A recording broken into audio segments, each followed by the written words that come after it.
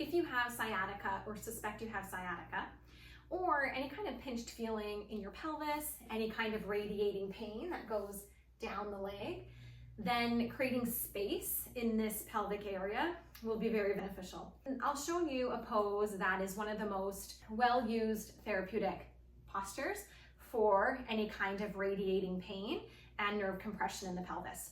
It starts with your feet turned in as much as you can, so this pigeon-toed type position. And depending on the flexibility of your ankles, that will vary. So the toes are turned in as much as you can, and then you're either place your hands up against a wall or on the back of a chair, which I have here, and keeping your toes turned in, reach your sit bones back. And if you're quite tight, you might only be right here.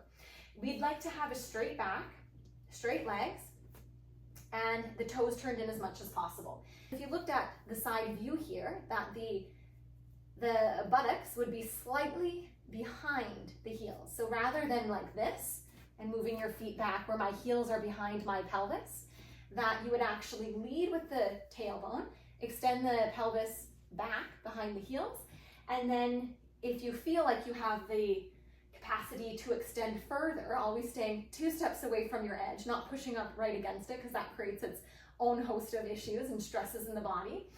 Then you could start to walk your feet back, keeping them in that pigeon-toed position, and then extending your tailbone again, slightly back from the heels. At whatever point you feel the extension in the legs and you have your toes turned into that capacity, either hands on the wall or on the chair, relax the toes, so ensure that the toes aren't gripping onto the mat. Keep your spine elongated and your chest open, and then breathe. Inhale through your nose, exhale through your nose. And if you're familiar with the Ujjayi breath, the yoga breathing, you can engage that breath. Otherwise, just allow your belly to start the movement, and then your ribs and chest. Inhales and exhales are even length and slightly longer than your natural breathing. And you can start with 10 to 15 breaths here, and over time, you'll increase it to 15 to 20. And eventually you can stay for 20 to 30 breaths. But once you finish your breaths, then slowly, using your breath, straighten your feet out and start to walk toward the chair or the wall, and just take a couple of breaths upright with your feet straight ahead.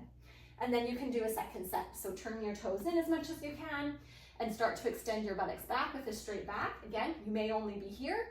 Otherwise, you may continue back, and you may even go as much as parallel with your torso to the ground, depending on your flexibility. And then always using support of the wall or the chair to walk yourself back up and just be stable. Both feet standing position at the end.